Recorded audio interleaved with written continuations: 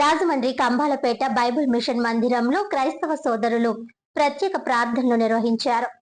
Rajahmundry bible mission cathedral golden jubilee స్వస్థతశాల మందిరాల సంయుక్త ఆధ్వర్యంలో మట్టల ఆదివారం వేడుకలను ఆదివారం ఘనంగా నిర్వహించారు.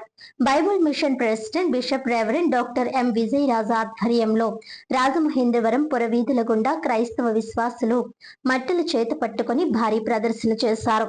ఈ సందర్భంగా విజయరాజు మాట్లాడుతూ యేసుక్రీస్తు ప్రభువు 2000 సంవత్సరాల క్రితం యెరూషలేం ప్రవేశించేటప్పుడు ప్రజలందరూ మట్టలు చేత పట్టుకుని జయోత్సవాలతో ఆహ్వానించారని అన్నారు.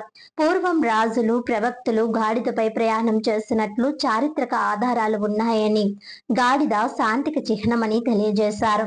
ప్రపంచంలో వీపు మీద సిలువ ఉన్న ఏకైక జంతువు గాడిద అని, యేసు సిలువ మీద యెరూషలేములోకి వచ్చి మళ్లీ సిలువతోనే యెరూషలేము నుండి వెళ్లిపోయారని వివరించారు.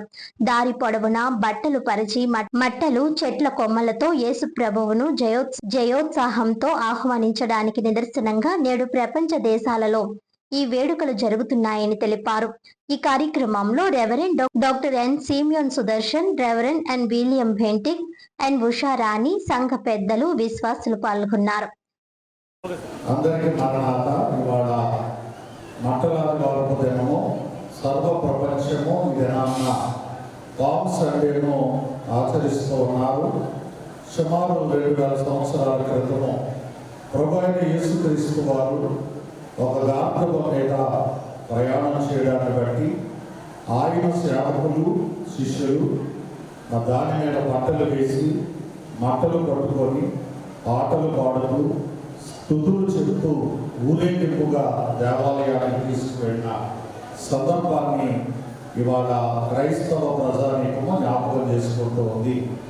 విశేషం ఏమిటంటే, మరి గాడిద అనే జంతువు మీద దేవుని సిలువ గుర్తు ఉండడం అదొక ప్రత్యేకత.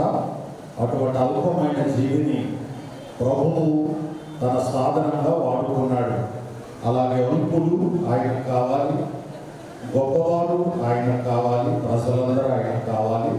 అటువంటి మహోన్నతమైన ఈ పామ్ సండే ఫెస్టివల్ని మేమందరం దేవాలయంలో ప్రత్యేక ప్రార్థనలు చేసి ఆరాధించడం ద్వారా ప్రభు ప్రపంచానికి శాంతి సమాధానం ఇచ్చి ఆయన సమాజమును మంచి స్థితిలో నడిపించడం గాక. ఆమేన్.